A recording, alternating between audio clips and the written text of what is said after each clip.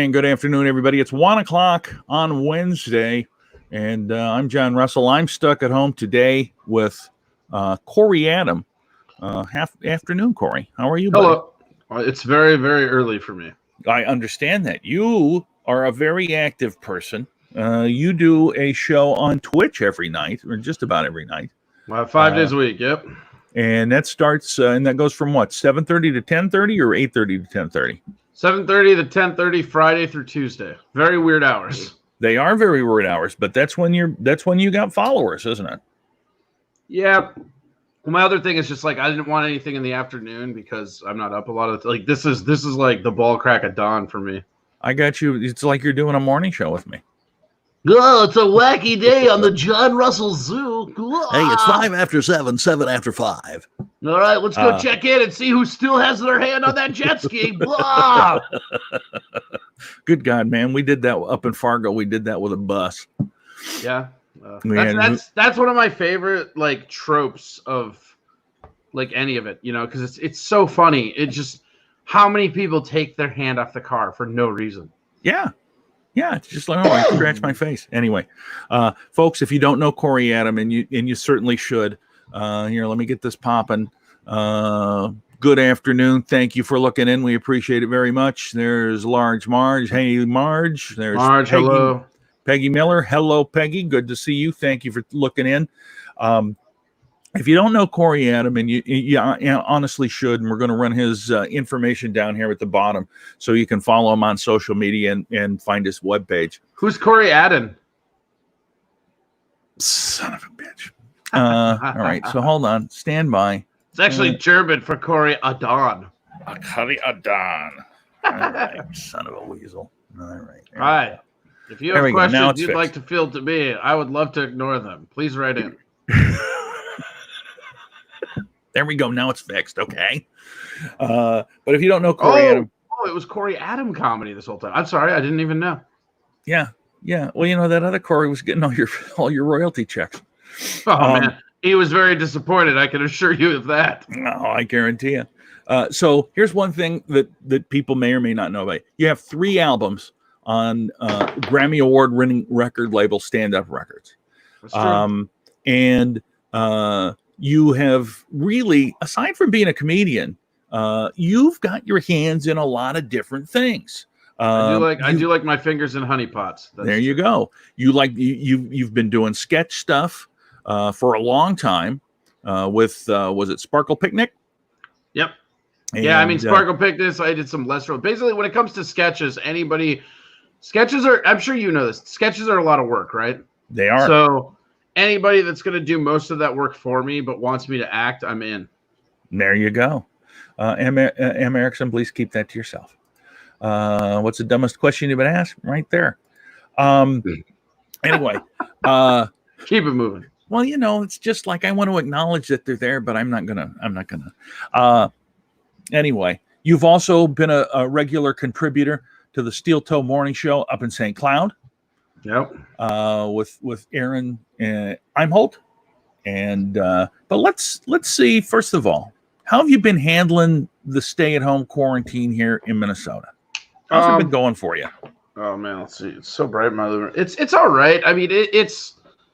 I think it was definitely an adjustment curve, but I don't know. You know, I talked to you the other night, and I think that how you handle that in stride is a lot of what defines you going forward. So I mean, is this ideal? No, but did I end up getting a show out of it? Yeah, I guess. You know, it doesn't really matter. I'm a firm believer of it doesn't matter what you're doing as long as you're just going forward and trying to progress yourself. You know, I mean, when it's all said and done and things go back to normal, is the Twitch show something that I will still do? I don't know. It could be, you know, but for the most part, it's, you know, you have to keep saying it. There's something about, I think like the Twitch show really helped me because it kept a schedule of some sort, if that makes sense. Absolutely. And honestly, man, I've told people this, that's the exact same reason I started doing this. Initially, I did it I think I did it in the afternoon, later. Just to monkey around. The first person I did it with was Rick Logan. I don't even know if anybody watched it. That's you had old Ricky Logan on here. Yeah, well, you know, here's the thing.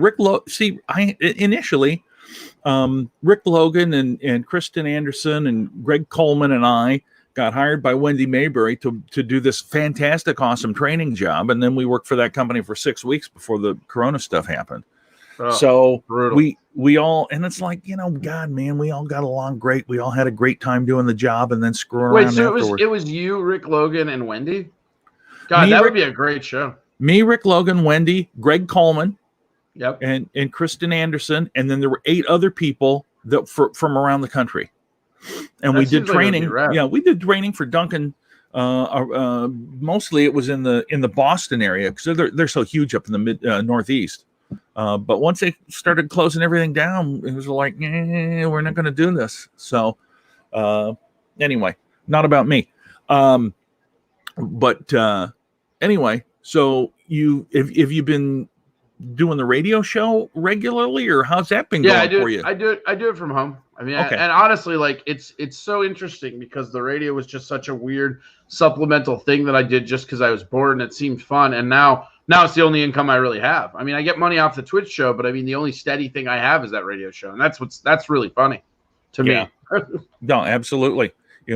Radio is a great business. It's also hard because you just never know. Although I know Aaron does a great job up there. Yeah, I mean, he's killing it. This is his second ratings period where he was number 1 across all demographics. And the thing people don't realize about Steel Toe shows, people are like, oh, well, that's just in St. Cloud. But the thing they don't realize is 93X and K-Fan are both syndicated up there. So, even though it's not in Minneapolis, he's beating 93X and K-Fan, which are 2 of the biggest hitters locally. He's beating them in his market, and that's pretty impressive. Yeah, absolutely it is. And the other part is that if people are not in St. Cloud, you can certainly watch it, listen to it online. And actually, he's doing a lot of simulcasting too on Twitch, isn't he? Well, I'm actually the one that got him on Twitch. So I've been a firm proponent of Twitch. In my opinion, it's the best streaming for the artists just because they have the most laxed copyright laws because they have a loophole called transformative content. So, for instance, like with what I do, I'll do like news stories sometimes or just like wacky videos. And when I'm done, I will put those on YouTube.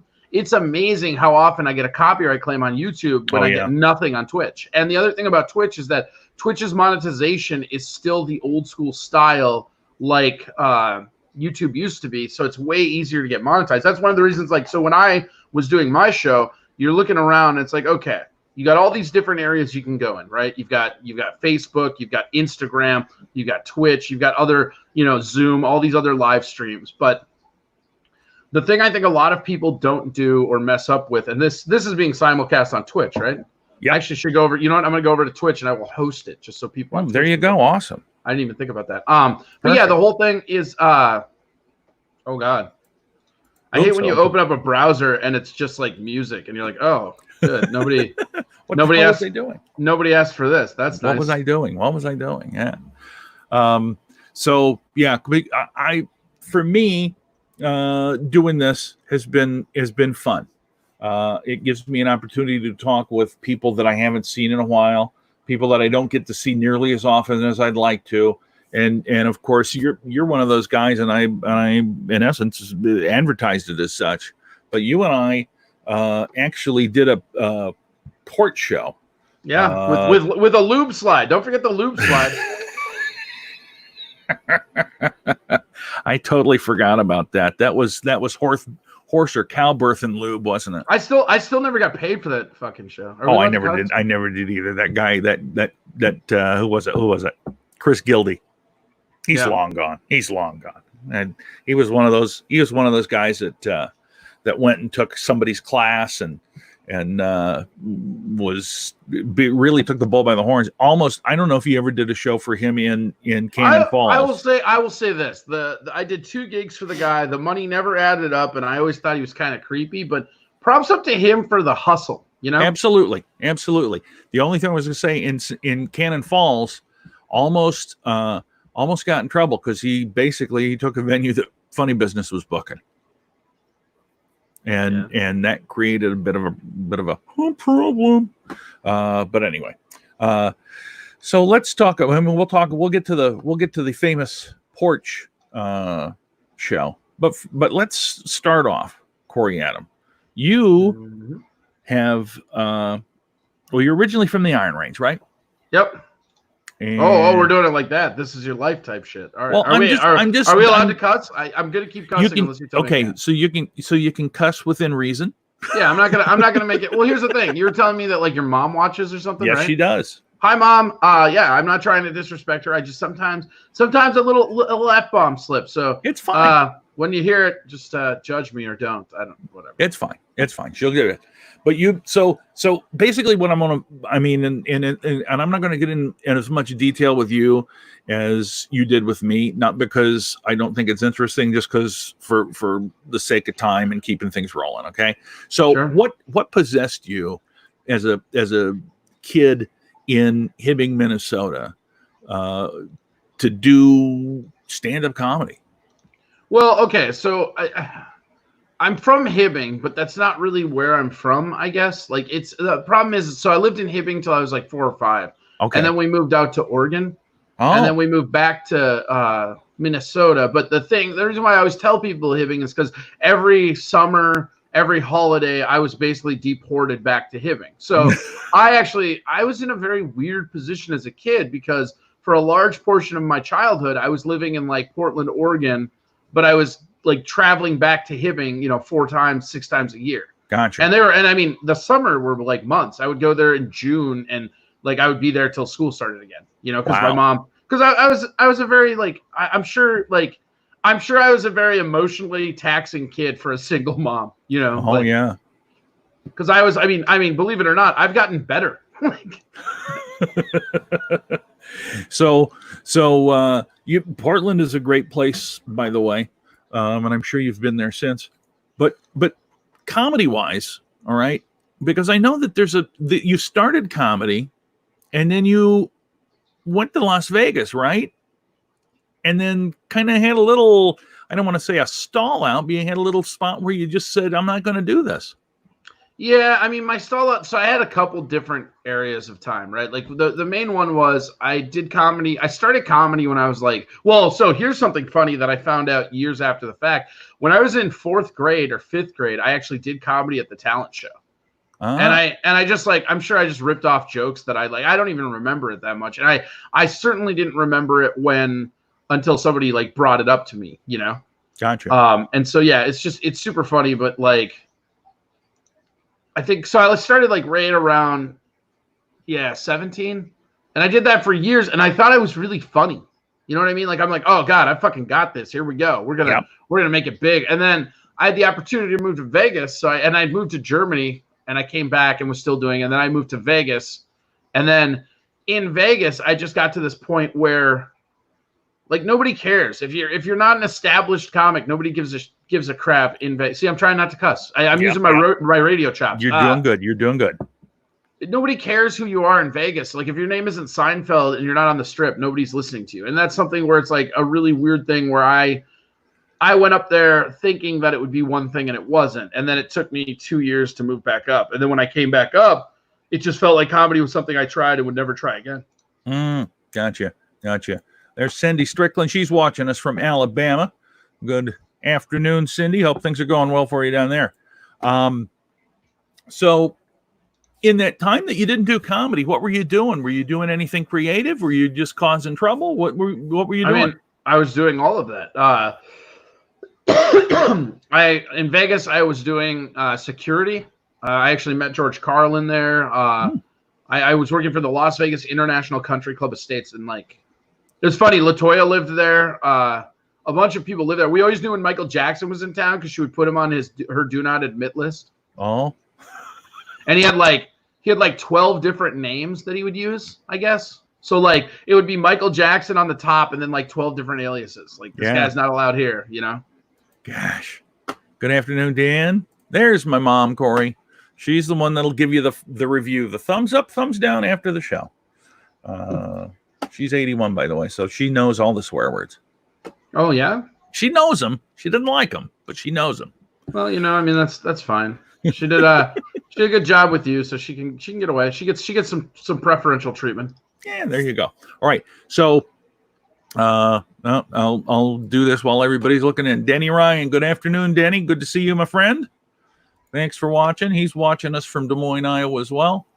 So Corey, when you got back into comedy, Yep. now here's something, and I don't want to. If you don't want to answer this, don't. I know There's that Corey. there's almost nothing I won't answer. All right. So I know Corey Adam is your stage name. Mhm. Were you, when you first started in your first go round, were you using your real name or do you have a stage name?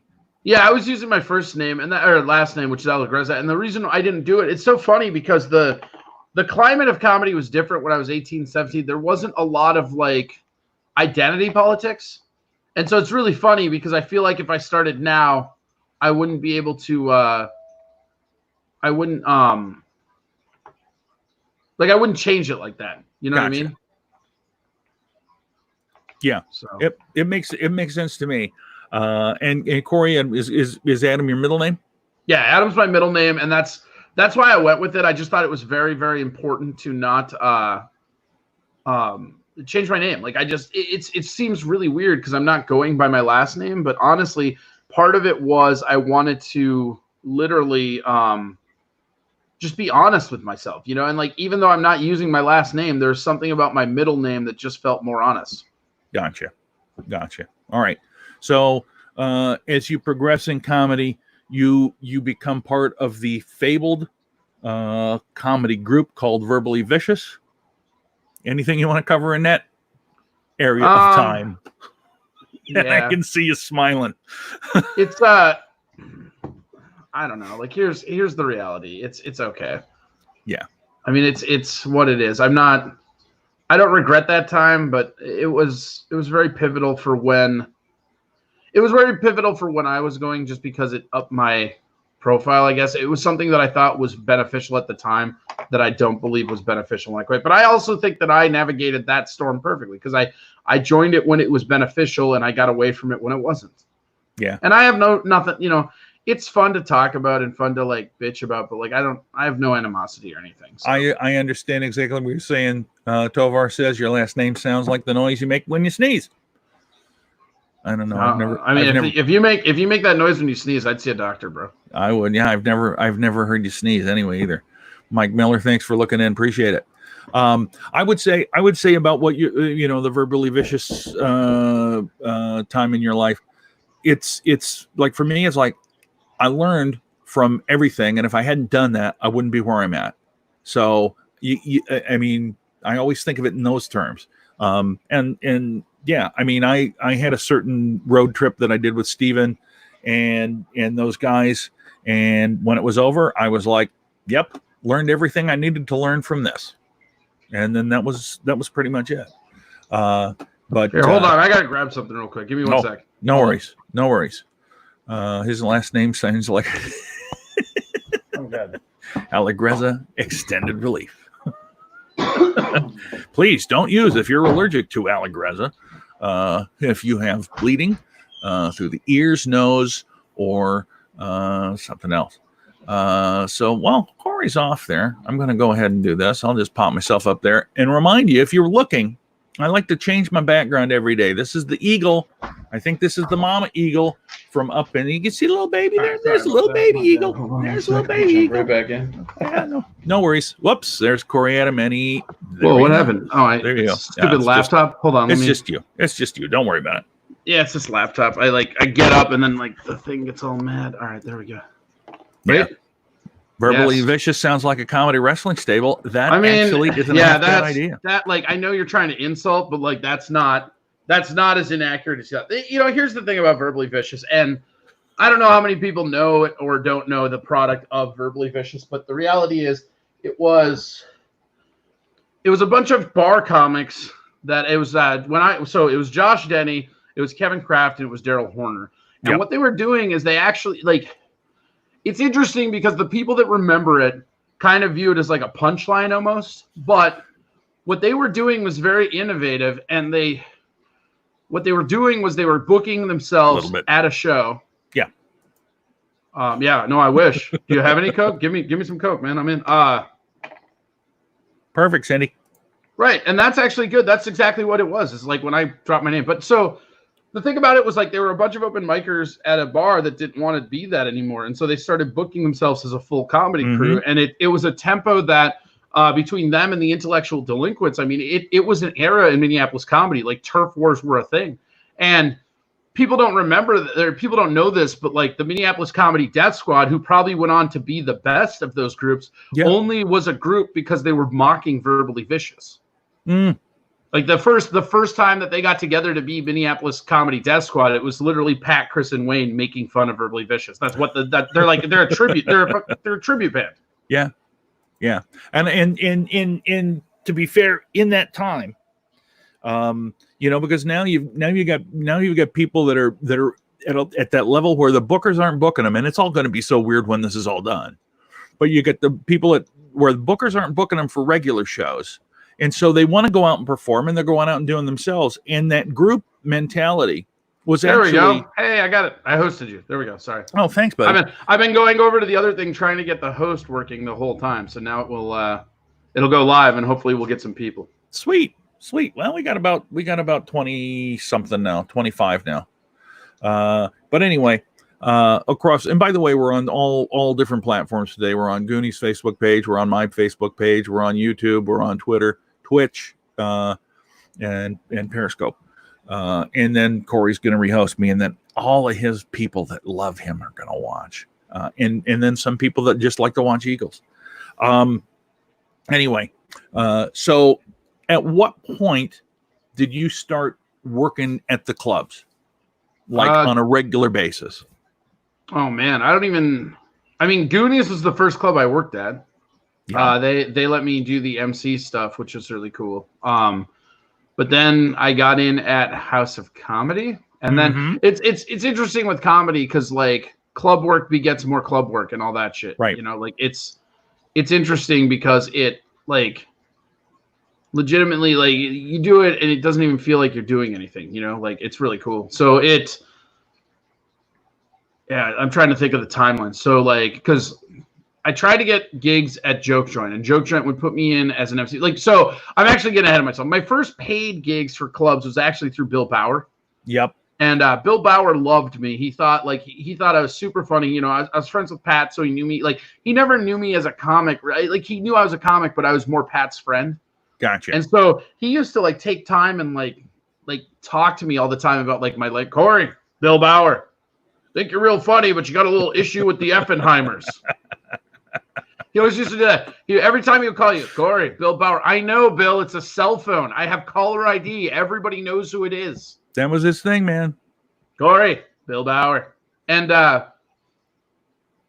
yeah, from there it was Goonies, and then it was then it was House of Comedy, and then I was able to leverage House of Comedy into Joke Joint. Yeah. And then I got fired from House of Comedy, and then I got hired back from House of Comedy after they changed their format.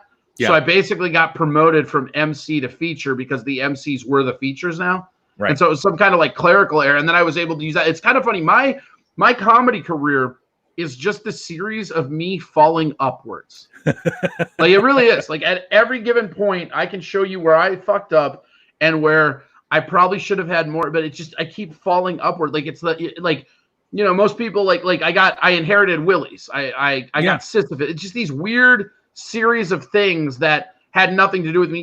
Even Nick Swardson, I just like ended up hanging out with Nick Swardson, drinking, and he took me on the road. Like it's like all these weird series of falling upwards.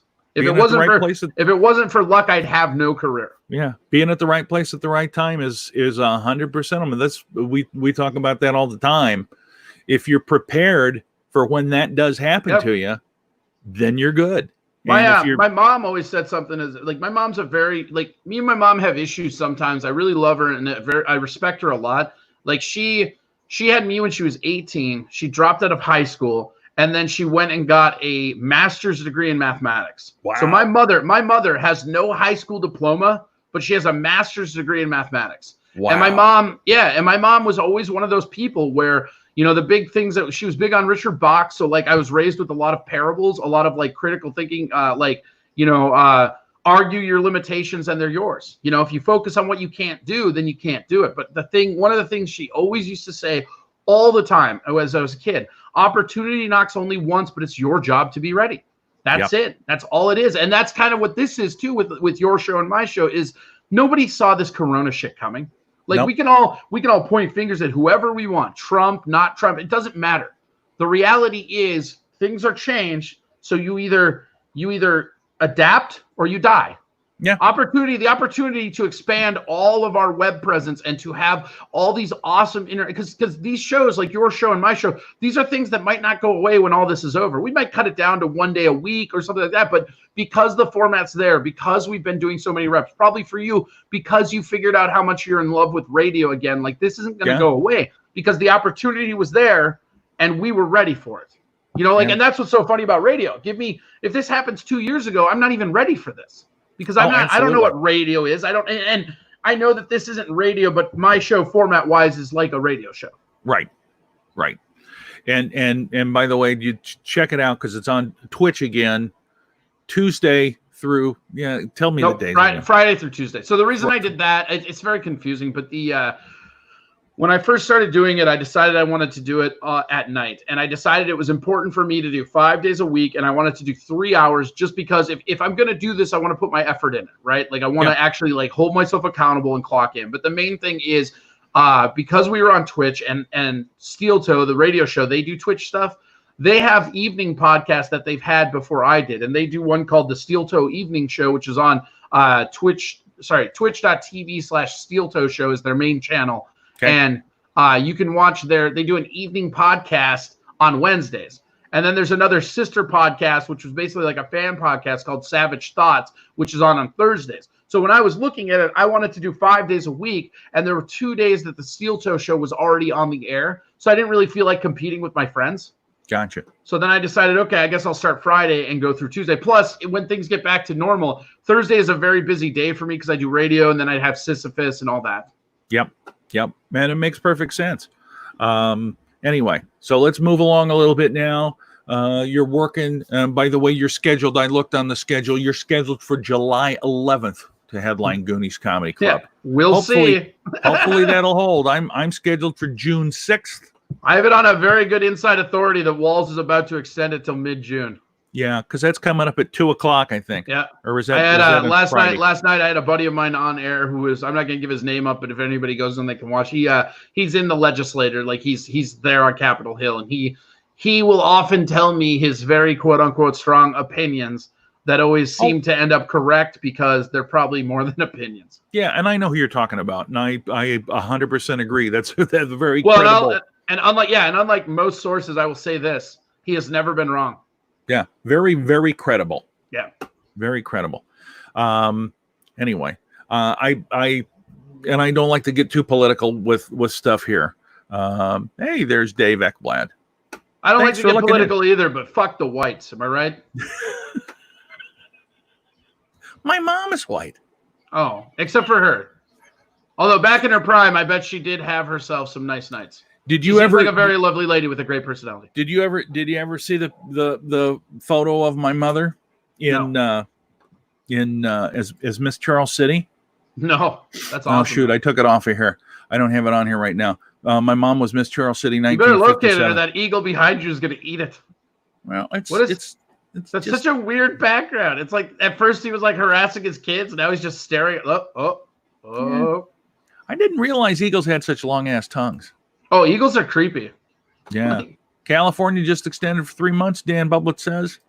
Yeah, that makes sense. Who cares? If you're in California, you're already in lockdown of your mind anyways. What up? It's there you go. By the way, Corey is a libertarian, and I would say I follow along many of the tenets that you think. Don't tread on me, he says. And that's why I have an eagle behind me that's not paying attention. That's how I feel about the country. I'm like still very strong. Got an opinion, but I'm gonna just sit there and breathe heavy. I'm more anti the two big parties than I am libertarian, I think. But I agree. I can't. These both sides are ruining our country, man, and we have to do something about it. That's all. I don't care what you do. Just like get informed, get out there, rock the vote, MTV. There you go. I agree. All right. So before. I wanted to play this for you, and because I went to an awful lot of work to have this done, and there's enough people that are looking in now that they can watch this. But I did this for you, and I'll give this to you. and you can use it in whatever way you see fit. But you're going to have a hard time seeing it because on our screen there's going to be a big bar that says your mic has been muted, so you're not going to. Well, get here to I can just go over to the Twitch channel and watch it. Oh there yeah, and go just be able to delay. watch it over there. Tell me when you're ready. And there's about there's probably I think there's about a 5, 6, 7 second delay or so. But when you're ready and you're rooting to go, I will play this because this was going to be the huge big intro. All right, go ahead. I'm watching.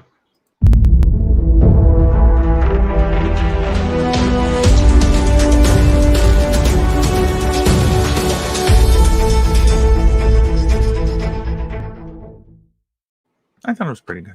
That's pretty great. Pretty little, simple little. Anyway, so if you want that, I'll send it to you, and you can that can be your payment for this show because I don't pay anybody anyway. Oh wow, it's pretty pro move to bring up no pay halfway through an interview. It's real good, man.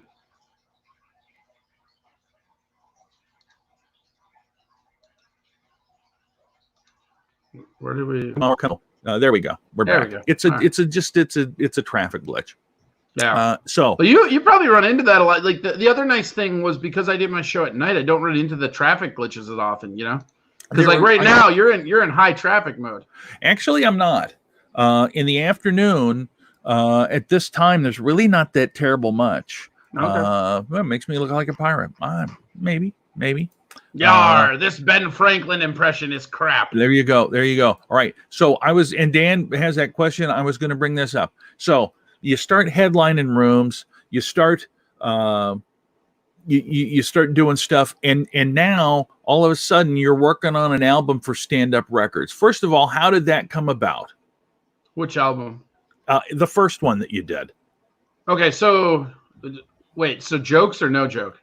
Well, so chronologically, no joke is first. They're different concepts. I can go over both of them if you want. Yeah, do that. Okay, so the first one was no joke, and what people don't realize about no joke is that I edited, produced, and pitched that all by myself. So what happened was, what do you mean I ain't got no face? My face is right here. That's very mean. That's very mean.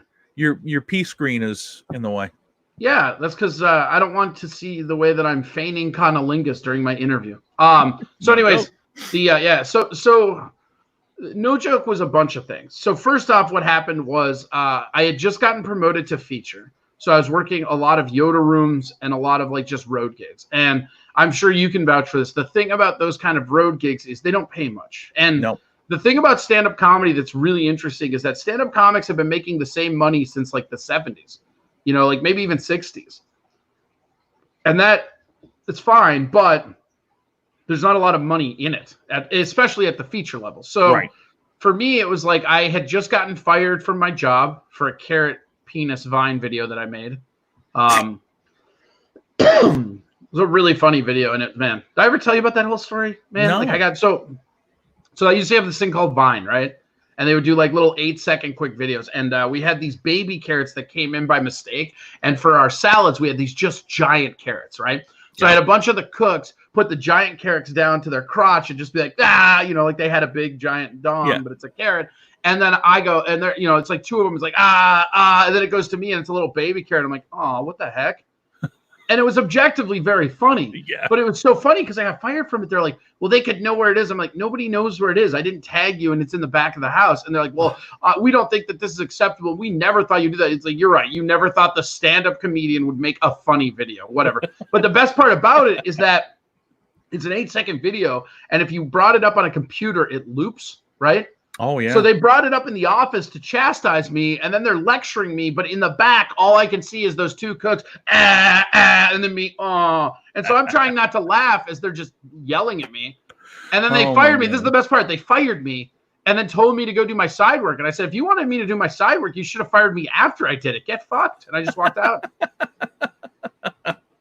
Well, that's good business for you right there. So at this time, as retribution, Corey had the restaurant bulldozed. Yeah, no, and now it's not there, so I feel like I won. Like you moment. Did. Yep. The so no thing joke. that happened was I had that happen, and I was on the road, and it was getting to the point where the gigs were starting to get in the way of work. I was one of those people where I was never going to quit my job until I had to. I Right. think a lot of comedians rush into quitting their job just to have a weird, like bragging right of like, oh, I'm a pro comic. And it's like, yeah, but like Daryl, I'll single out Daryl Horner. Daryl Horner loves to talk about how he's a professional comic, but he also likes to every 6 months talk about how he has no money and he needs a place to live and all this other stuff. And the reality is, had that man kept a day job, he'd probably be in a better position overall. Absolutely. And I think he would deny that publicly, but deep down inside, he knows it to be true. Yeah. But so I was trying to get all the feature stuff going. I was trying to get all that rolling, and it's a very hard incline, as I'm sure you know with comedy. It's a head up. So I knew Dan Schlissel, who is the owner of Stand Up Records. Good guy. Really good guy and solid friend of mine. We had gone, like, he was one of the guys that would go out partying. Like, I mean, him, me, Gus, and Chris would go out and just, have fun, go see. Like, we went and saw The Wall together, just really fun stuff. Shout out to Dan Schlissel, one of the best people I know. Like, literally him, Brian Miller, you, and Tovar are probably the most solid people that I've been close to that I've met in comedy. And I love that. But so I went to Dan and I was like, hey, man, I got fired from my job. I think I'm going to be hitting the road full time. I'd like to make an album and I want it to be on stand up because I told a funny story with Dan is the first time I met him, I was like, oh, I know who you are. You own stand up. And he goes, yeah. And I go, yeah, you have all the Stanhope records on there. I'm going to be on your label someday. And I told him this the second day as an open micer when I was just trash. I'm like, God. I'm going to be on your label someday. And then I went up on the stage at Grumpy's. I'm like, what's the deal with airports? So I told Dan I wanted to record, and he said that I wasn't ready. And the thing about Dan Schlissel that I think a lot of people take too personally is that he doesn't mince words. He's respectful, but he's very, very direct. And it's something that when I first started dealing with him through business was really hard. Like, he would tell me something that I didn't want to hear. I would hang up the phone. I'd get all pissed. I'd just get mad at him. And then I'd sleep on it. I'd wake up the next day and I'm like, shit, that motherfucker's right. Well, he's running a business. Right. And I think a lot of the times with him, people don't understand that this dude has been running a major, he's won a fucking Grammy. He's won a goddamn Grammy. Like, it's so funny how often I see comics, and I'm not going to single anybody out, but how often I see comics talking shit about Dan, saying, oh, he wants me to do this, this, and this. It's like, yeah, but did you ever think maybe the reason is because he's proficient on a side of business that you have no idea what's going on? It's funny how people sign themselves to record contracts, and then they won't listen to their record exec. It's the same thing as if I signed a contract to stand-up, and then the next day Dan decided to go be a stand-up comedian, and he wouldn't listen to advice on me on how to do it. It's the exact same thing. But so he told me that I wasn't ready, and that broke my heart, man. Like, that fucking pissed me off. I went home, I was pissed. I think I kicked the trash can or some bullshit, and I was like, fuck this, this and that. And so what happened was I had always early on, so before I did comedy, I did improv for a while, and I liked the art of improv, but I hated improv people. Like, people that are like hardcore improvers are the fucking worst. They're not good enough to be stand-ups. They're not good enough to be actors, but they're just good enough to make you feel guilty in a hipster mentality about the fact that you don't yes and or whatever. But so I decided that, if I was going to do this, because it's already hard, I was going to put my own ambition. It's just me, Whereas with improv, you've got 4 other people, and then there's all kinds of like fucking all these different like, oh, I can't practice tonight, I got a job, or I need a sitter. There's just, when you add more people, there's more chances for conflict, right? Gotcha. So I'm getting all the way around. It's a long answer. So I got mad about it, and he told me I wasn't ready, and I got pissed because I thought I was ready, right? But then I decided that after about a day or two of stewing, I looked at it and I go, he's right. And the main thing that I think a lot of people don't get with Dan, or probably any record exec for that matter, is that when you sign to a record label, it's in their best interest to make sure you profit. Right. So there's no point, even like, not that Dan specifically would never do this, but even if you think your record label guy is shady, which mine's not, I'm very lucky. One of the reasons I like being on stand-up is because I know Dan and I trust him. Yep. And in this industry, being able to trust your record label exec is huge. There's not a better thing to do, because that's the person that can fuck you the most if you're not paying attention. Right. And so he tells me I'm not ready, you know, and I'm heartbroken because I always wanted to be on stand-up because they had all the Stanhope records, you know, and I wanted to be on the same label as Stanhope. I thought that was really cool, you know? Yeah. And so now I was at this place where I was on the road. I needed merch. I wasn't going to do t-shirts again because I had done t-shirts before and I hated them. Like, with t-shirts, you never have the right size. And if you try to play, like, you can have 5 of every given size and you'll need 10 double XLs. But then when you get those 10 double XLs, you will sit on those for fucking ever. And I hate it. I hate it. I was going to say, I used to, when I would go out and sell merch, and I'd get to that spot where you've sold some and you can't, but you're not going to order anymore yet. I used to say it's $20 for my shirt, and if it fits, it's 25. That's a really funny pitch. You know, so I just got sick of the shirts and it's the same reason why I never got shirts again. It's just because you never seem to have the right size. So I really needed merch. I wasn't going to do can koozies or lighters or any of that bullshit, you know, like so I decided I really needed a CD. And at the time, because of improv and everything, I was very good at crowd work. Like, early on, crowd work is something that I just excelled at. I think it was because of the training that I had in improv, but I was a very weird case study in comedy because the first time around before I moved, I wasn't very good, but I thought I was.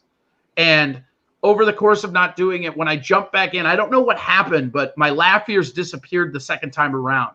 And that was really humbling too, because, you know, I get on stage and the second time around, that's when I dropped the last name. So I always tell people I started in 2008, which is true. Corey Adam did start in 2008. Right. Corey Allegrezza had been doing comedy since he was 17, on and off, though, you know. But so the thing about it that was interesting was I'm just trying to figure out what I can do. And one of the things I have done, and I still do it, is that I neurotically record all of my sets. I love going back and reviewing. One of the biggest tips I can give to any comic is that the thing about comedy that goes most neglected is that there are 3 phases of comedy. You have a writing phase, a performance phase, and an editor/production phase. Right. And those 3 phases or brains work in conjunction with each other, but they should never mesh. You should never be thinking about the edits when you're performing. You should never be thinking about performance when you're writing, you know, yada, yada. And so because I was trying to get to that spot, was recording all of my sets. Sure. And so I was sitting there and I was just like, God, how do I do this? Because I want to, so the whole puzzle that I had to solve was that I needed merch. It wasn't going to be t-shirts. I didn't want any gimmicks. I wanted an album, right? So I decided, all right, well, what can I do? I have all these audio clips. And so I decided that I could edit out the actual material and just use the crowd work, which at the time was my strong gear anyways. I mean, it still might be, but I think at this point with all the club work and stuff, I've really started to be a little bit better of a writer. But I at the time, my writing was not good. It just wasn't. And I can be honest about that now, where that was a very hard hit to the ego before, you know? And so the whole conundrum was, how do I do this? But I still, even though I wasn't ready and I realized that Dan was right, I still wanted to be on Stand-Up Records because that was a dream of mine. Like, I wanted to be on Doug Stanhope's record label. I just did. And like, especially because I knew the guy that had the record label, it was a very obtainable goal. I was like, fuck yeah, you know? And I think, I don't know what he would say about this, but I think if you ask Dan in complete vacuum, I think that he was a little bit harder on me because we were friends. Yeah. I think sometimes, I know Tovar gets that a lot. Like, Tovar gets that, Tom gets that. A lot of the times when you're in a profession and your friends are around, you end up being a little bit extra harder on them because you don't want to look like you're giving preferential treatment. Right. So you overcompensate the other way. And so I think that Dan was a little bit harder on me because we were friends. And so that's part of it. But so anyways, long story longer, I didn't know what I wanted to do. I knew I wanted to be on stand-up. So the real equation was, I arrived at a CD, and I arrived at like the fact that my crowd work was good. And so the idea was I could cut out the crowd work and put together a CD of just crowd work with no jokes. That's where the name comes from. Yep. And then I wouldn't burn any of my material. So then when I was ready for stand-up, I was able to use every joke I had. And that's kind of the cool little trick with the no jokes to me, is that that's like all the parts of the buffalo I'm not using. I'm using all parts of the buffalo. Gotcha. Yeah, it makes perfect sense. And so a lot of it, so then I self-produced it. I kickstarted it. A lot of people don't know that. If you go to Kickstarter and look at it, Corey Adams there. And so I started kickstarting No Joke. I did all the art myself. I commissioned all of it myself. And then towards the end of the product, Dan, I ran into him at Grumpy's when that was still there. And he goes, he sits me down and goes, "Hey, sit down. I got to talk to you." I'm like, what? He goes, what's this I hear about you doing a crowd work album? And I go, oh, yeah, I'm doing this crowd work album because, I don't want to burn any jokes for you. You said I wasn't ready and this and that. And he goes, why didn't you pitch me this idea? And I go, what? And he goes, the idea I said no to was you having an album. He goes, this is great. He goes, I want to listen to it. I go, all right. And so I gave it to him to listen, and I didn't even care at this point. I kickstarted it successfully. Yeah. I had all the art done. I had everything done. And he listened to it and loved it. And so he goes, well, I want this on the label. And I said, well, there's a lot of production costs. And he's like, well, I'll kick you that. So I got all the stuff back. So I got reimbursed for all the money I put in production, awesome. which was actually kickstarted. Yeah. So I made twice as much money to produce it as it would have cost to produce it. And then I got a record deal out of it. And then I got the CDs on top of it. But the main thing is that then, he gave me a contract. I went home. I talked to my buddy who's a lawyer. We went over it. Looked pretty good. And then I signed my record contract on top of a copy of Jonathan Livingston Seagull on top of a van in the parking lot of Grumpy's. Perfect. And it was That's great. a Yeah. beautiful story. And the thing about it was I was very, very happy with it because it turned out good. It's fine. And he grabbed it. He remastered and did some final editing on it. So I don't mean to say like he did not, but I mean, this album was coming out with or without him. And it's kind of like what you and I talk about with this video stuff is that when the world changes around you, you have to pivot and you have to keep moving forward. The only thing that will be detrimental to anybody is being stagnant. You look online, and again, I'm not going to name names. This isn't to like plow anybody under, but you look around the scope of it, and we see the comics that are handling this very badly, and those are also the people that don't have any side projects going. And of course, if you found the thing you love and you're good at and you're proficient, and it's taken away from you and you have no creative outlet, that's going to hurt you, but it's your job to transform the medium. I mean, this is the best time, and I feel bad for people that are getting on board with this stuff now because the time to do it was a month and a half ago. Yeah. Good luck trying to get the listeners and the viewers because you're not going to be able to break through that fucking wall that you and I were grinding on a month ago. Absolutely. I mean, I like you said when we were talking the other night, the first one of these I did was on March 15th. Right. And I think like you, Ali, and myself were the front runners out there. I don't know who was the first on the ground, but I specifically remember when I was doing mine, you and Ali were the only two guys doing it. Yeah. I was good. I was going to say, and the cool part about it is that all three of us are doing something different. Right. I was just about to say that. And what was interesting is none of us were doing the same thing. Yeah. And that's pretty cool. And so the no joke stuff. Oh, what up, Karen? Karen, you got to be on my show sometime. I love you. I miss you. Karen Pickering is like one of my favorite people on the planet. She's awesome. Awesome. So the other thing was that with the no jokes is that, so I made another album called No Joke 2.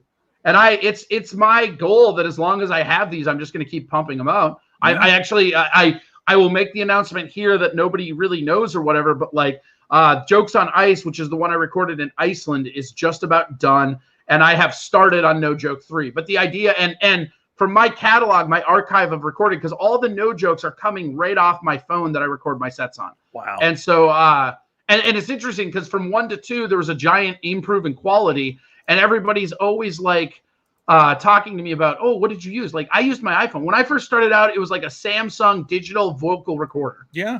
So, absolutely. And the other thing about it is like the archives through No Joke 2, I'm only up to the very tail end of 2014. Wow. So I still have 2015 to today for all the rest of them. And as you get bigger, your sets get longer. So that makes it a little easier.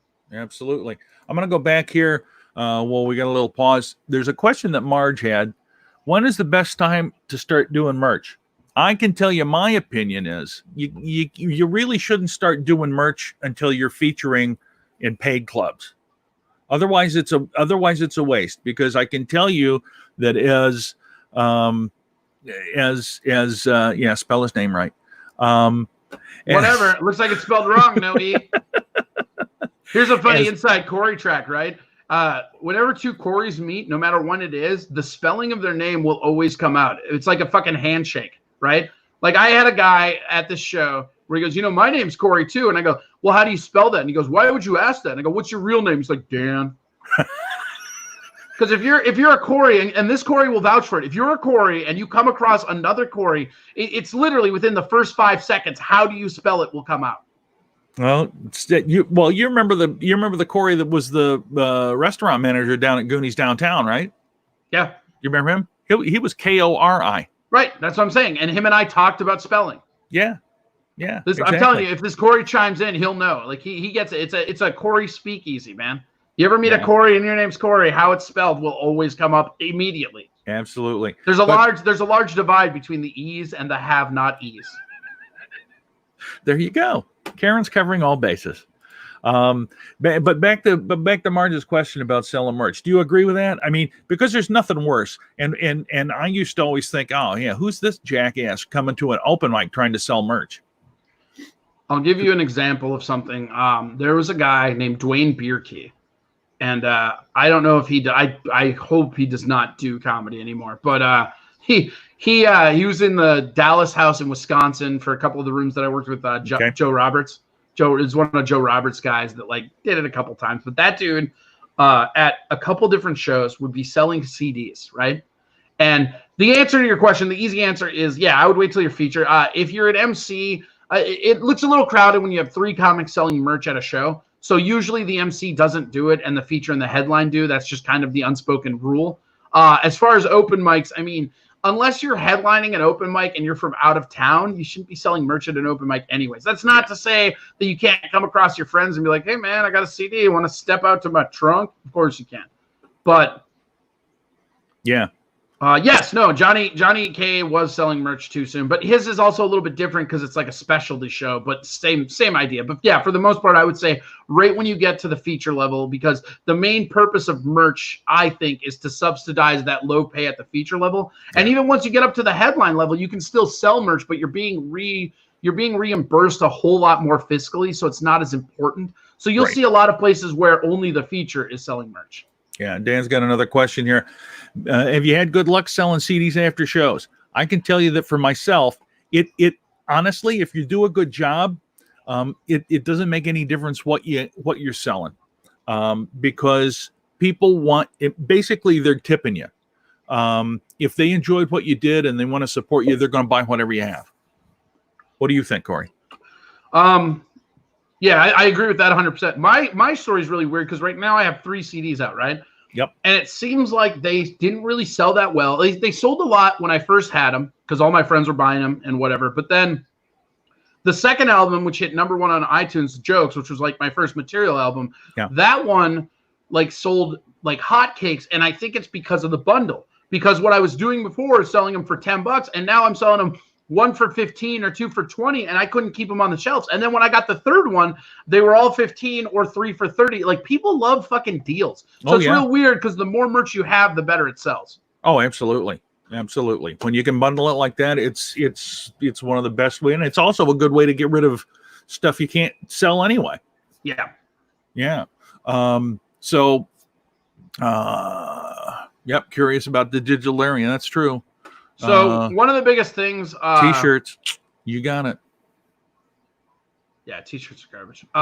Winter hats. T-shirts are hard because you got to carry so much crap with you.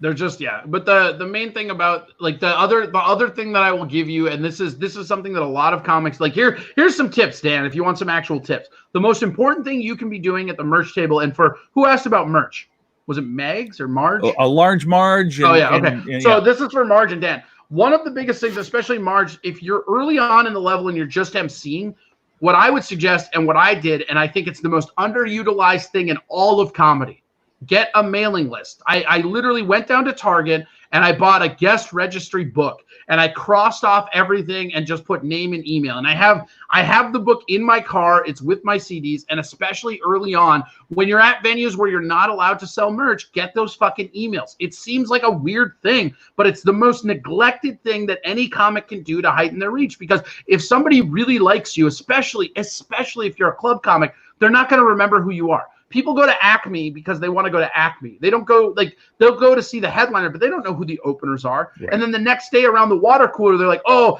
I saw this fucking chubby dude that looked like an egg fucked a thermos with a mustache, and he was talking about fucking Wendy's drive-thru. God, was it funny? That's all the things they have.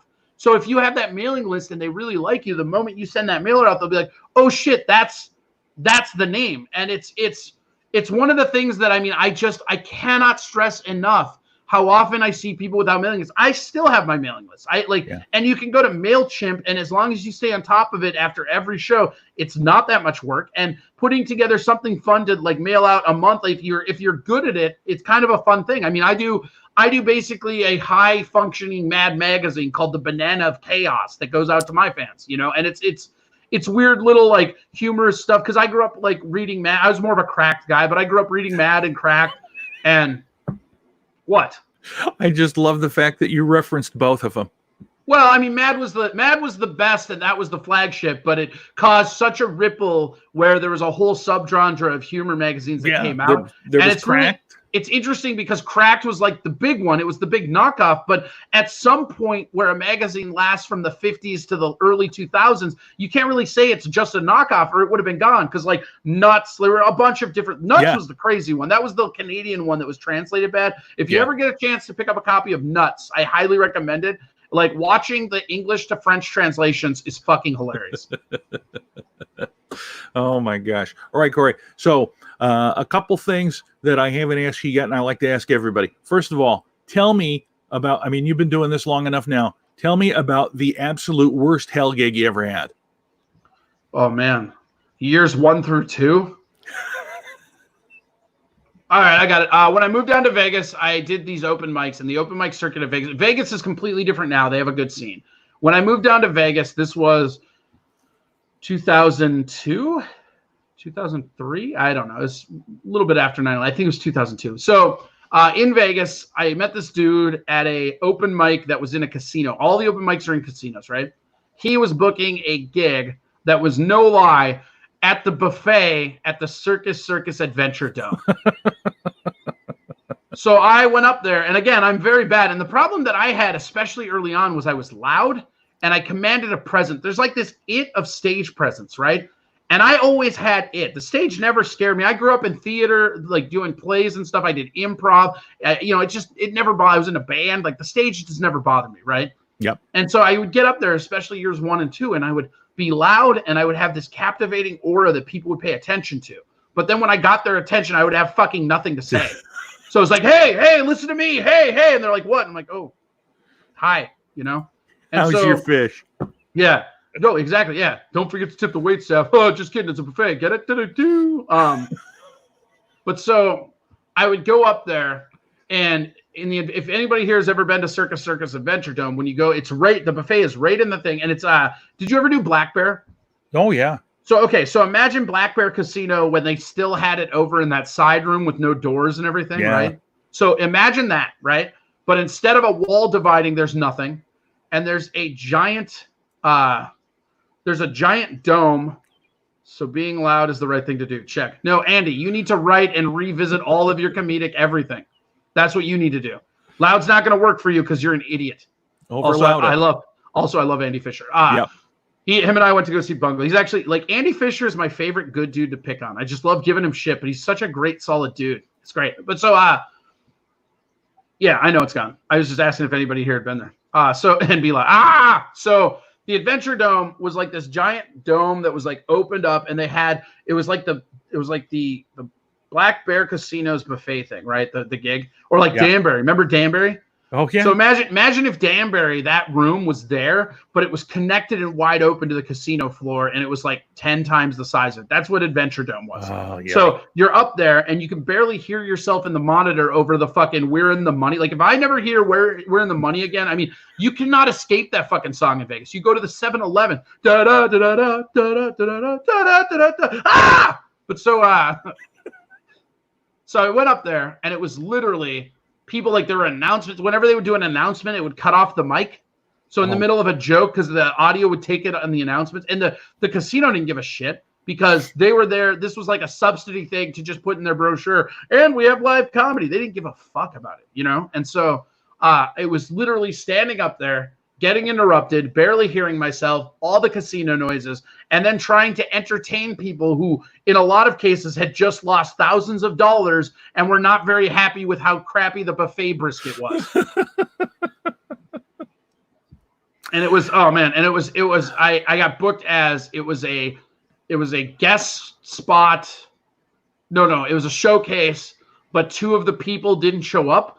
So I was booked to do 7 minutes, and then they're like, "Can you do 20?" And they're gun against my head. There's no way I could do 20, but my dumbass like, "Oh yeah, I got that. No big deal, haha." So I basically just went up there and flop sweated for 13 minutes, while everybody just mad looks at me and just eats out of the buffet. It's fucking terrible. And I left that gig, and I'm like, shit, I have to go back to college. That's just it. I tried this. It's not in the cards. That's one of the things, man, though, that working at casinos, and you bring it up, it's for, in a lot of cases, it's people that have lost all their money and can't. I mean, a lot of them are those. Oh yeah, Black Bear was like that too. You would get people that were just fucking. They would arms crossed and they'd just be mad. And you're like, hey, what's your problem? Like, I just lost $1,000. Like, all right. I'm sitting here waiting for the bus to take me home. It doesn't leave for another 2 hours. My other one, this one happened here. There used to be a place in St. Paul called the Artist Quarter, right? Oh yeah. So the Artist Quarter was a pure open mic, and they would have like magicians, ventriloquists, stand-ups, beat poets, all that stuff, right? And they were on Mondays, and they were the open mic that a lot of us went to when we couldn't get up at Acme. So we would go sign up at Acme. When we didn't get up at Acme, we'd go over across the river to St. Paul and go to this Artist Quarter. And it was a 2-drink minimum fucking jazz club that was hoity-toity, and it was a cool place. But as a comedian, it was like, this is too much. It's like walking in sandals when there's a dress code. You're like, I don't feel right here. You know, like they're not going to do anything, but I don't feel it. But so I had this night where I went there, and the guy in front of me was doing poetry about his wife that just died of lung cancer. Perfect. And, you know, he's getting the snaps. He's crying halfway through his time. And so he leaves the stage in tears after this very moving moment. And I just grab the mic and I'm like, all right, who wants to hear some dick jokes? And like half the crowd is crying. And I'm like, this is weird. Usually I have to tell my material before people cry. I love that. Oh, that is so awesome. Okay, there's a couple of awesome hell gigs. Now, you've worked with a lot of awesome comics. Mm-hmm. And so now what I'd like you to do, if you can. The most awesome is John Russell Easy. No, get out of here. No, seriously. The thing that made you feel like, God, I really made the right choice. I really feel good about myself. You know, I think it wasn't a gig at all. I think it was when my album went to #1 on iTunes. Like, it's not, I'm not a guy that has TV credits. I'm not a guy that like, again, and these are all like my mom speaks in parables, you know, and they're motivating. And this is something that she always said, is that like, I'm not the kind of person that brags about my work typically. Like if you I mean, you know me, I'm not telling people how good of a comic I am or anything like that. I just don't care. I'll stick up for myself if they're trying to bully me or something, but I've always been of the mind that you work diligently and you don't really bring up your work, and the work will speak for itself. At the end of the day, it's not for me to judge whether or not I'm funny, it's audiences. And getting to #1 in iTunes was really, really thing. The other one that was really cool to me was I got hired at Acme in October.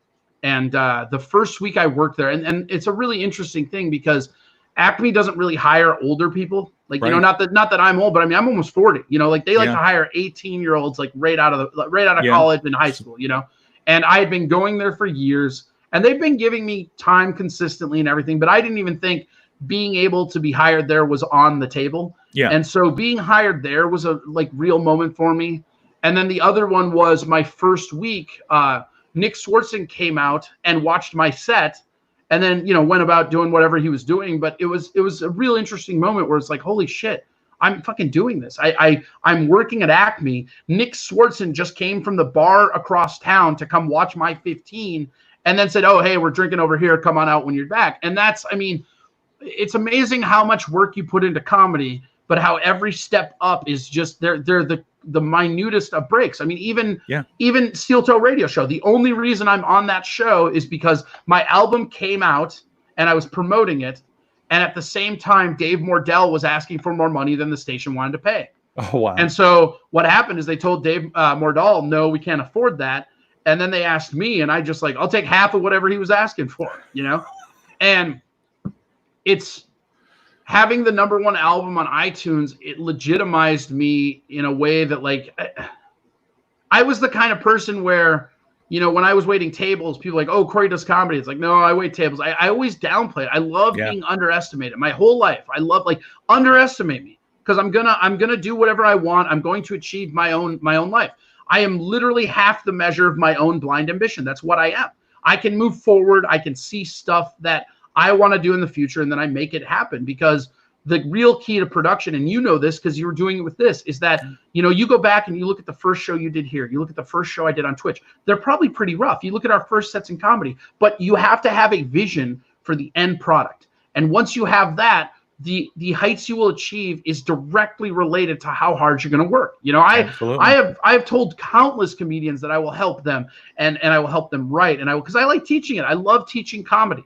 It's something that I feel like I learn a lot when I teach people things, Yeah, absolutely. And the thing about it is everybody wants to get to comedy and they want to get to the heights of where this is their job, but nobody wants to put that work in. And I can tell you specifically, for me personally, I love that I did that, because when I was 18, I thought I was funny and I wasn't. And the reality is I had no real way to connect with anybody, because nobody gives a fuck about high school. And once you're out of high school, there's no frame of reference except unless you go. That's why you always see comics when they're 18 not do so well, but when they come back at 25, you have to live a little bit of a life to have a life story to tell.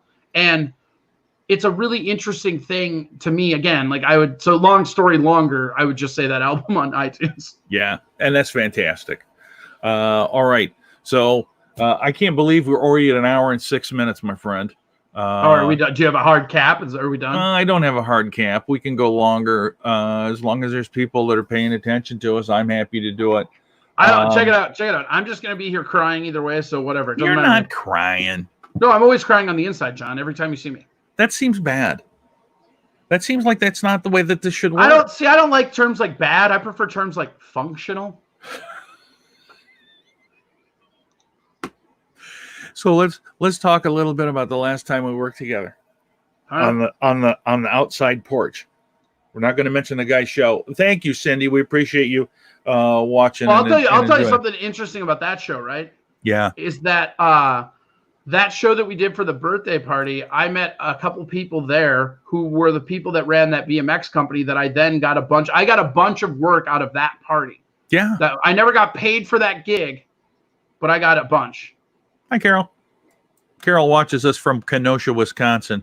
There's nice. Wendy Mayberry. Hello, Wendy Mayberry, coming out on June 26th. Is it June 26th? Yeah, Wendy Mayberry. If you don't know who she is, I want to have her. Wendy, I want you on my show too. I literally cannot say how funny Wendy is enough. And the fact that she didn't have an album out already just absolutely flabbergasted me. But her new album's coming out. She's really stressed and she's a ball of nerves about it. But I told her she's going to be humbled by how much people like her, because she's funny and she's awesome and she's nice. So she's going to go to #1 super easy. Yeah. Oh gosh. Yeah, I think so. And it's a truth. Not only is Wendy funny and everything that you said, she's also very helpful to other people, which makes it easier for her. This is one of the things where in comedy the community matters. I mean, Wendy is somebody that really was there and putting in a lot of work for the community, and now it's gonna be a very humbling. I don't want to call Wendy out, but I guarantee you there's going to be some tears of joy when her album comes out, because it feels like Wendy loves and cares about everybody, but deep down herself. And so she doesn't feel like her comedy is at par with what it is. And I think when it comes out and everybody swarms to buy that, what's the date of it? June something, right? June. Put it up there, Wendy. I think it's June 26th. Here's another thing too. You don't have to wait that long. You can go to Amazon and you can pre-order Wendy's album right now. That's right. If you don't want to memorize dates, because check it out. We're here for dick jokes, not math. Just go to Amazon, type in Wendy Mayberry, pre-order your album. I'm trying to make her cry on the day it comes out. And she, I guarantee you, she probably will. Guaranteed. She's probably crying just from this, us boosting her right now. She probably isn't from this. Can you believe that I have memorized when Wendy Mayberry's album comes out? I've memorized that. Of course, good. Wendy Mayberry's been nothing but good to me. I call her my fairy godmother. I don't know if you know that, Corey, but yeah, she when she hired me for that job and she put together such, yes, you are the fairy godmother. When she put together this crew, man, it's just a testament to how well she knows people. And I've been fortunate. I've been helping her and Karen Pickering run the shows for Day Drinking with Mom, and we've been using this format here. It's a little bit different than Zoom, but it's a lot more secure. I bet for that concept, and this is something interesting that I should bring up to Wendy and probably Karen if she's still in the room, right? When everything goes back to normal, you guys should almost just keep doing this as a Zoom show, because like there's something really funny and on theme about day drinking with mom at home. Yeah. Plus, It's, if you do it on Zoom, you keep 100% of the door rather than whatever cut you negotiate with House of Comedy. Profit for the comics, baby. Wendy, I just talked with her this morning, and there are things in the works, in terms of there's Karen. She's still here. She's still here. Why do these fine ladies do your show but not mine? This is garbage. Because I'm on during the day. Wow. Some of them have kids. That's fair. Bigger audience. Very true. I get it. So because they can't have unprotected sex, I don't get guests for my show. Shut up, John. Not my fault. Ugh. I didn't do. It's a very disillusioning interview show. It was going great until you started bringing up this stuff. You're the one that rubbed my nose in it. I didn't rub your nose in it. Andy's. I don't need to know It's that. John's from Andy. sex appeal. What are you talking about? There you go. Do people have a Ben Franklin mated with Santa fetish or something? What's going on? There you go. I think she should have phrased that a little differently, but there you go, Corey. No way. I have it in writing now. Yeah. Leverage, Eli. Leverage. Karen will do your show. I think you should have anybody that commented here, with the exception of Andy Fisher. Yeah, I'm not gonna. I wouldn't watch Andy Fisher. I want the show to do well, so I'll probably never have Andy on it. I'd watch anybody else but Andy. I have no interest in interviewing somebody about jazz fusion. Well, there's a place for that. Yeah, but not on my show. It's just not on my shows. Yes. Yeah. Gosh. So, how do you go about getting guests for your show? Just going on other people's show and asking the listeners? So yeah, I mean that's the new strategy now. Like I feel like I really nailed this new market. So it's funny because and I'm sure you're like this too. I have a lot of friends that are comics, and it's just when you're in Minneapolis area, it's an embarrassment of riches we have here. The show's good. I mean, awesome. Thank you. She's been here almost the whole time, Corey. So that's a testament to the fact that you're not screwing it up. All right. I still feel like I'm screwing it up. You are. All right. Well, I'll just go dress my cats in bee costumes and make the pain go away. That's okay. It'll be a different video. But how do you talk? You think I'm fucking joking? You see that? That is a bee costume for a cat, John. This is what this lock-in has done to me. I'm putting my cats. They also have cute little antennas. Look at that. How are you going to put that on a cat? Very carefully. Man, that's got to be one docile cat. Well, I mean, yeah, I give them ketamine. Okay, different. Yeah. So, but let's talk about choosing your guests for the show and how. Yeah. So up. when I first started, I actually didn't know what I was doing. So I literally would just cold call my friends list on Facebook, and it added for some fun moments, but also some really tense. Like, what the fuck are you doing, dude? And I've now gotten into the habit of just kind of reaching out to people as they occur to me. But what I've been doing lately is because my show and I have the name, but it's not announced yet. But when I rebrand it and everything, it'll be a little like so. When I produce something like the show, right, I always go in like a few phases, like phase 1, phase 2, phase 3, right? Yeah. Phase 1 is just doing it. I think the biggest obstacle to most people when it comes to producing content is they wait for that perfect moment, and so they don't start producing it. When you're talking podcasts, when you're talking video, when you're talking especially anything multimedia, you just need to start producing it because the first 20 episodes are going to be trash anyways. You know what I mean? Like it takes, and I'm not saying like trash as in don't watch it, but like it takes you time to get the rhythm. So yeah, exactly. I think what I see a lot of the times is people put phase 2 or phase 3 things above it. And phase 2 was going to be booking guests. But as I went along the interview portion, because I found out I really enjoy interviewing people. It's just a fun thing. I enjoy learning about things, and I'm good at being intuitive about questions that I should ask within a normal conversation just because I'm a curious person. And gotcha. So that kind of sculpted that whole thing. Yeah, we're not calling it that, Tova. We're never calling it that. So my show is funny because the interviewers come on, as you know, and then the crowd kind of heckles them. So it's like it's kind of like a Willie's almost, but in an interview show. And that's one of the running jokes is that Doima and Tovar keep saying it should be called Corey Adams' Awesome Super Fun Time Show. And I'm like, no, it should be called Blocking These Two Idiots from My Channel. That's what it should be called. But no, now I honestly, I figure out what I do with my show is because I hit so many bases. I do topics, I do some news, I do all kinds of stuff.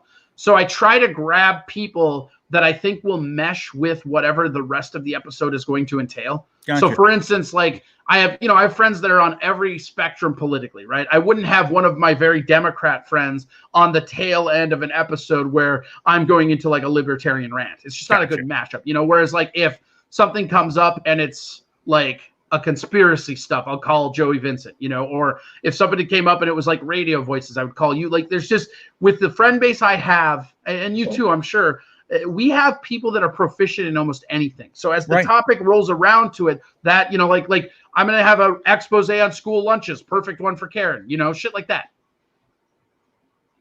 It is good idea. Now, but are you getting people that ask to be on that you're like, I don't want to talk to them?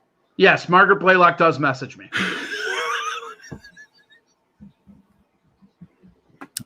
So how do you answer? I don't. I leave them on red. Oh yeah, this is the other one that they keep joking around. Mike, shout out to Mike Miller, whose name in chat is Mikey Two Milks. Really great guy, one of my good friends. Loves to absolutely fucking terrorize me like a cocksucker. But no, he keeps telling me it should be. He wants me to get a green screen and then wear a morph suit so it's just my head levitating, and then call the show Corey's Talking Head. That's actually kind of funny. It's not, and don't fucking encourage him, John. I would do that. Stop it. Don't steal. You know what? I'm doing it now. Don't steal my idea. I'm just based saying. On your reaction, Mikey. We're doing it. Let's go. So, and the other part of it is, I'm sure that because of all the folks that in comedy, and all over the country, that you've got literally a laundry list of people you can have on. Yeah, and I'm also I have some big names that I can reach out to. Like I can reach out to Louis Anderson, I can reach out to Nick Swartzen, I could probably reach out to Rob Schneider, but I just this is phase one, right? I don't want to bring the big heavy sticks when I'm in phase one. And I think that's something that people lose track of, is that especially with this thing going on with the COVID and everybody being locked down, is that because people are scared and they're weird, they just want everything to get up and running. I see a lot of people who are just burning out, like Chris Maddock. I love Chris Maddock to death. He does a show. If anybody's listening tonight, it's on Instagram. I think it's just the Chris Maddock. But he does a show from his thing called Till Death, which is a takeoff on the Grumpy's Death Jam, right? Yeah. And it's literally him just running material by his wife. And it's one of the funniest things you can ever watch, because she literally like laughs at stuff, but you can tell, like, she has a polite laugh and then she has like a gut laugh. And her like gut laugh is one of the best laughs I've ever heard in my life. I love it. I absolutely love it. Well, somebody found you. Mad Dog, A-Rock. Yeah, I'm hosting it on my channel, so you should get a bunch of people. Yeah. All the Twitter people are me, probably. Yeah, Twitch people, you mean? No, they're all coming from Twitter, bro. Oh, they're coming from Twitter? No, I'm kidding. I canceled you. I misspoke. You're right. Way to go. Whatever. Don't do it. Shut up. Don't take that ton of Ozark t-shirt with me. This is for the Ozark Airlines. Do you remember Ozark Airlines? Barely. Probably was not around when before you were born. I got a shirt because it's the first airline I ever flew on. When I was that sure looks good for 80 years old. It is. It's a shut up. First plane I ever flew on was from Des Moines, Iowa to Rochester, Minnesota. It was a wait, Fokker. What? Is that real? Yeah. Was it? Did you fly steerage class? Like, what the fuck is that? I was so this is back when they used to like Greyhound. Ozark was like the Greyhound of the air. Greyhound originated in Hibbing, Minnesota. Shout out to my hometown. I'm not slighting it, man. But what happened was that these small airlines, and Ozark was actually big up through the Mississippi Valley. Sure. And they would fly from smaller airports to even smaller ones. So my grandmother was up at the Mayo Clinic having she had gallstones, and this was back before they knew how to zap them with lasers and shit. And so she actually had to get cut open, and they had to go in, and it was actually kind of like very icky. I got somebody to defend me. Thank you, Denny. But we flew. He ain't that young either. That's true. We flew a 18 passenger, I believe, turboprop from Des Moines to Rochester, Minnesota. And there was one stop in Mason City. They stopped at Mason City, Iowa, because it's like, we'll just fly a little bit and then see if anybody else wants to get on or off. And then we'll just fly the rate. I mean, it was just so weird, but it was the first thing. And I remember that. And it was a very long time until I flew on a plane again. Pretty crappy story. But anyway, that's one of the things. I love this. I love this shirt. I got a Red Owl shirt that I love. Like the grocery store? Yep. Nice. Yep. I always like that logo. That's one of the best logos that was ever dreamed up. The Red Owl logo. A little like weird ass eyes. Yeah, because that's a wise owl. Unlike a because he doesn't go to Cub to shop. No.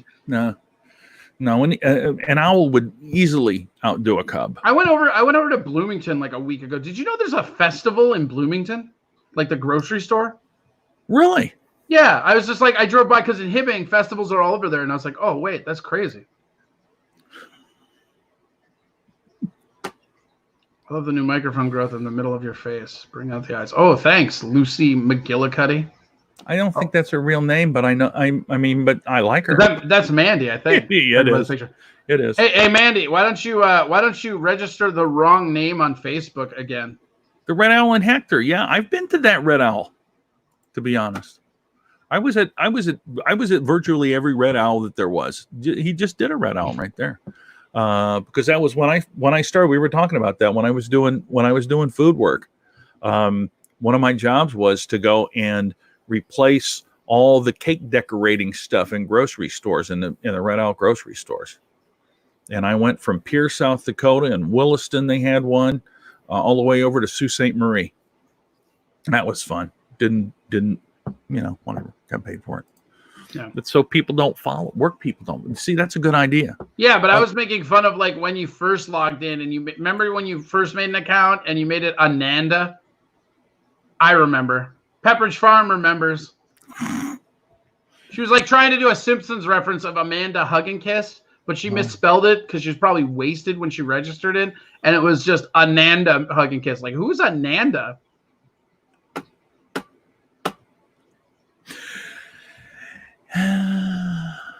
I mistyped Corey Adden. Corey Adden? Yeah, no, I mean that's so I guess a lot of dyslexia in the scene these days. I'm just gonna say it's easy to do. Yeah, well, you have to say that. You've already done it. Well, yeah, and why would I not defend myself? And anybody else that sort of kind of follows suit. Oh, we're up to 15 people. We're fucking crushing it. Yeah, we're in a different spot, brother. We're coming down. I normally only do an hour, but it's fun to talk with you. What are your listener counts usually? It all depends. It depends on who it is. It depends on whether the absolutely, Cindy. Thank you for looking in. I appreciate it very much. Thank you for your childhood, Cindy. Take care of yourself. Looks like I can't teach him anything. He knows it all. Minneapolis, Corniella. Yeah, well, Corny's right. No, it all depends on who I've got and if they've got a following and obviously we get a certain number from the fact that we're streaming on Goonies because there's a number of people that follow Goonies. But if the guest has a lot of followers, and I got to think that you're going to have one of the top ranking shows here because people love you whether you want them to or not, Corey. People in Minneapolis love you. Don't. I know, but they do. You're one of those curmudgeonly helpful guys that everybody looks up to. I just want to be left alone. Oh, hey, there's my grandpa. Are you kidding? That's awesome. That's my grandpa. That's awesome. My sister in the picture. That's my grandpa and my sister. Well, that's awesome. How'd they turn out to look good and you turned out like you? It's a step grandpa. Oh, okay. So no actual genetics. That's why all the dirty genetics came from my birth grandpa's side, and he's dead. So there's a big joke. My grandma's had 2 husbands, and they're both dead. And now my current and to be fair, like my grandpa, like he's been my grandma's husband most of my life. So like he's my grandpa for sure. But It's so funny because like we always joke about if he ever divorces my grandma, he'll die because all of her exes are dead. Well, it happens. It happens. All right, buddy. Anything else other than your show you want to promote? And please remind everybody again when and where they can watch that show. Yeah, all right. So the show is Fridays through Tuesdays, 7:30 to 10:30 p.m. on Twitch. And then if you don't have Twitch, first off, if you don't have Twitch, just go sign up. It's super easy. People always say that to me all the time. Oh, I don't have Twitch. Like, oh, It's man, free. how do you sign up for an account on a social media site? And they're it's free. And they're usually texting me on Facebook about it. Oh, I don't have Twitch. Well, you signed up for Facebook. You know how to sign up for a social media platform. But if for some reason Twitch isn't your thing and you don't want to sign up for it, all of the past episodes are up on YouTube. So you can go to YouTube, Corey Adam Comedy. I don't really do anything with Instagram or Facebook. I think that they both juice the numbers, but they don't give the money back to the artists. So like that's why I primarily am at Twitch, because right now, especially with comedy kind of drying up, this has become one of my primary incomes. Yeah. So I literally just want to be able to. Thank you for watching, Denny Ryan. That's super rad. Thanks, Dan. I want to be where I can make some money at this, because I'm trying to keep sustaining myself even through this dry spell. I mean, I don't know what your accounts look like, but I mean, I've lost probably close to 9 to 10 grand over this already. Yeah. And it sucks. But Corey Adam Comedy, Friday through Tuesday, 7:30 through 10:30 p.m. And then I'm also on the Steel Toe Morning Show every Thursday at 6 a.m. to 10 a.m. That can be found on the Twitch channel Steel Toe Show, or if you're in the St. Cloud area, it's on 101.7 FM, Rockin' 101, or you can download the TuneIn Radio app and listen to it wherever you are on the go. No geotagging for anybody. Haha, promo. Awesome. Folks, Also go to CoreyAdamWasTaken.com. That's my website. It's going to get a reel. And it's been scrolling along the bottom there the whole time. Yep. And then also keep your eye open. I was supposed to have a CD that was coming out last month, but with all the COVID stuff, it's pushed back a little bit. Yeah. So I have a CD coming out. I mean, I don't know what the exact date is, but I guarantee it will be before the end of this year. But that album will be called Jokes on Ice, and I recorded it in Iceland, and it is my second material album, 4th album overall. Thank you so much for having this, man. I really appreciate it. Dude, I appreciate you taking the time to be with me and getting up this early. It's been so much fun. And like I said, and this is the honest truth, I don't get to see you nearly as much as I'd like to, but whenever we're going to have you back, I want to delve into like wrestling with you. I want to really pick your brain about wrestling. Oh my gosh, yeah. We'll definitely do that because I actually do a wrestling show on Tuesday nights that it's kind of hidden, and we're actually rebranding that too, but I do it with a guy named Big Ace, who's out of Rochester, who is actually very well hooked up with a lot of the professional wrestlers in the WWE. And thank you. Oh, it's awesome. Thank you. Yeah, great guest. I mean, he did everything I asked him to and more. But that's Tuesday nights, and you can find it. I don't know what we're gonna name, but yeah, wrestling is awesome. We do that. We've got some guys, and he's hooked up with Wes Briscoe, who was that's cool. Yeah, the Briscoe brothers or whatever. Yeah, the Briscoes, and he knows Jerry Briscoe, who just got released from WWE or maybe furloughed. Good, or that guy's going to AEW for sure. Well, he might. Rusev is for sure. We can talk about all this another time. Shout out to M. Erickson. She's very good at photography, and she's very angry about my camera angles always. Well, you got that thing right in front of your face. Well, it's all phase 1 right now. Nothing about the aesthetics is going into anything I'm doing right now. Like the phase 2 is like when we rebrand the name, we got the new backgrounds that are original. All the OG stuff rolls out on too. So you get the format down first. That's it. You have to have content before you can. You have to have a turd before you can polish it. There you go. Thanks for watching, Dave. We really appreciate it, man. We really do. All right, guys. Tomorrow at 1:00. How about this guest, Corey? I got Mike Lester on with me. Oh, the Rat King. The Rat King will be on with me. And then on Friday, I've got Rox Tarrant on with me. Rox Tarrant, I love her to death. She actually beat me in a comedy contest. And remind her that when is it? Is that 1? 1:00 on I'm gonna come Friday. in here and talk trash to her about that. I'm gonna just start. I'm gonna go full heel on Rox Tarrant about how she beat me. Well, she did. I mean, anyway, my favorite thing about her is I remember one New Year's Eve, she had shows booked at 9 different cities, 9 different venues. And I thought, holy shit, this woman is employing 27 comedians tonight. And I just thought to myself, geez, oh, Peters, that is just Yeah, well, if that's the whole, that's not the whole point. You got to be able to slide that in. Did I say that? Anyway, I didn't. It came out the wrong way. Mom, your mom's here. Don't do that. I know. Well, I'm gonna hear about it afterwards. Anyway, you guys. I want you to know also that not only is your show entertaining, but it's very irresponsible. You have lost your bird over the course of this show. Oh, he's back down there. Oh, all right. You're just covering him up. He What just is he went- doing? he Look just- at that. He's so creepy. Why are eagles so creepy? Because they can't help you. So, like, You an ever had eagle- you ever You got had me- bald eagle? You ever ate it? Have you eaten it? No. It tastes just like loon. Loon is pretty good. Yeah. No, but see, Allegedly. he's like, look at him. He's trying to hide out in the shade. It's like, this is up in Two Harbors. I think it's cold and rainy up there. It doesn't look cold and rainy. Why isn't Betty's Pies open?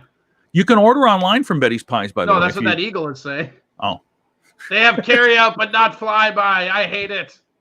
that's where I eat all my garbage. This is bullshit. I'm flying up to Sven and Ole's in Grand Marais. Oh my God. A lot of Oh my local food God. references from the north. I can go all day. World's That- greatest donuts. I need it. A lot of Grand Marais references. Grand Marais is one of the coolest places ever. I'm not even in the air, but I am gonna go get drunk at the landing. Another Two Harbors reference. Oh, sweet Lord. We got to do this again, buddy. I'm in. Yeah, we'll just- anytime you want, man, and we'll have you back. I mean, part of the thing that I think's really awesome is getting everybody that's doing stuff like this to just network and focus our efforts. Oh, also, don't forget to go check out Wendy Mayberry and pre-order her album on Amazon. Absolutely. And I actually made a little promo for her for something else, but I can't play it here because I don't have it on this computer. But yeah, and I can tell you this, I know for a fact you can buy it on Apple. Whatever their music is now, it's not iTunes. I mean, it is, and it Apple, isn't it's just called Apple Music, Yeah. right? But you can buy it there. And if you search Wendy Mayberry, the album name is She's Not From Around Here. Seriously, look it So up, good. pre-order it. And I know this for a fact, Wendy is sending out extra free stuff if you pre-order. I don't know what it is because I'm not in the inner circle, but I got a card with some stickers and stuff. Like, I mean, she's like, that's the other thing too, is like this motherfucker is writing handwritten thank you notes with swag in it to people. yeah, Like, that's Yeah. the thing that's so crazy. And like, it's so funny because if you listen to her, like, she's fucking in her own brain going nuts because she doesn't think it's going to do well. And I'm like, Wendy, you probably, like, she's been #1 on Amazon's pre-order for like a week now. And it's Yeah. not even out yet. Like, she's going to slam that shit so hard. She is literally going to be a Midwestern Tear Factory on the day that comes out. 'Cause Oh, she's going God, to be yeah. humbled, and it's going to be, and she's putting in all the work, and she is like, as somebody that knows her, she's been working on this for weeks and months and years. And it's starting as it gets closer to being, less than a month away. She's starting to get more and more like into the stress of it, but like, it's going to do awesome. And I guarantee you it's a great show because she's very funny, or a great Oh, album. absolutely. Absolutely. Anyway, all right, folks. Thank you all so much for watching. Like I always try to remind everybody, if you see somebody out there that's a creative that's streaming something, whether it be a show like this, whether it be a virtual stand-up show, whether it be somebody playing acoustic music, no matter what it is, please, if you see it in your scroll, in your feed, stop, give them a like, watch it for a little bit, let them know that what they're doing has value, because a lot of creative people at this point really just want to have that connection with other people. It's hard for a lot of us. So if you do that, means I don't want a connection. I should start streaming without going live. you I should then just stream on my own computer, nice Just- and alone. do it for yourself. Make a big loop. So what you're telling people, John, is if they see something, say something. Exactly. Kind of. Yeah. But honestly, those of us that are creative, that have found an outlet, please, drop something on them, let them know. Cause it's really important. Some people, thanks Dan. Thanks for watching. Appreciate it. Anyway, tomorrow, you guys, again, we've got Mike Lester at 1:00. That'll be wild as well. Cause The Mike Rat King. he is one of the funniest natural people that I know, and weird. And so that means it's going to be fun. He's going to make fun of me probably unmercilessly the entire time, which I've come to expect. Anyway, All right, Corey, thank you again, buddy. I appreciate it so much. Thank you so much for having me, man. I really appreciate All right. it. We'll do it again. Yeah, we will. All right, everybody. Bye-bye.